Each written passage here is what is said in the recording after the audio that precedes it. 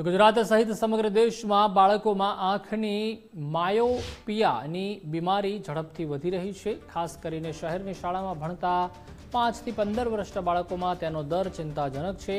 1999માં 4.4% રહેલું માયોપિયાનું પ્રમાણ 2019માં વધીને 21% થયું।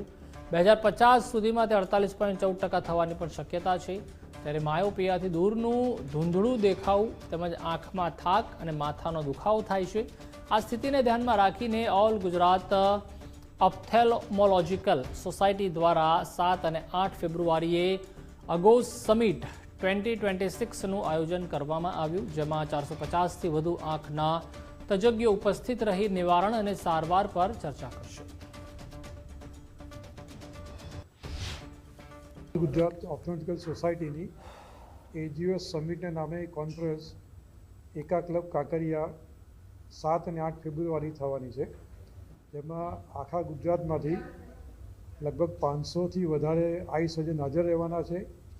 35+ નેશનલ ફેકલ્ટી હાજર રહેવાની છે અને 100થી વધારે એ લોકલ ફેકલ્ટી આમાં હાજર રહેશે અને આંખના ડૉક્ટરોને આંખની વિવિધ બીમારી વિશે માર્ગદર્શન આપશે તથા એડવાન્સમેન્ટ ઇન ટેકનોલોજી ઓપ્થેલ્મોલોજીમાં જે વિષયમાં એડવાન્સમેન્ટ થયું છે એ વિશે માર્ગદર્શન આપશે।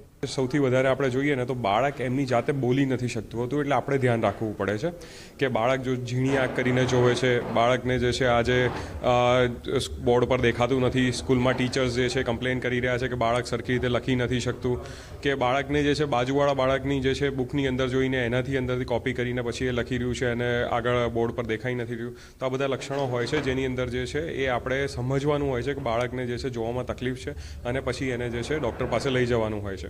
ઘણી વખત જે છે આપણે ડૉક્ટર પાસે જો બાળકને નથી લઈ જતા હોતા સમયસર તો એના કારણે જઈને જે છે ચશ્માના નંબર ઘણા ફાસ્ટ વધી જતા હોય છે અને ઘણી તકલીફ થાય છે। અને જો આપણે રોકવું હોય આને તો સૌથી સિમ્પલ વસ્તુ છે કે આપણે જે પહેલાં કરતા હતા કે જેને બાળક જે છે સ્કૂલેથી આવે ને સાંજે જે છે 1 કલાક 2 કલાક જે છે એ બહાર રમે, જ્યારે એને સૂર્યપ્રકાશ છે એવા સમયે બહાર રમે, તો એવું જે છે બાળકને આપણે એન્કરેજ કરવા જોઈએ। જો જે બાળકો દિવસમાં 1 કલાકથી 2 કલાક બહાર રમી રહ્યા છે એ બધા બાળકોને જલ્દીથી ચશ્માના નંબર વધતા નથી હોતા।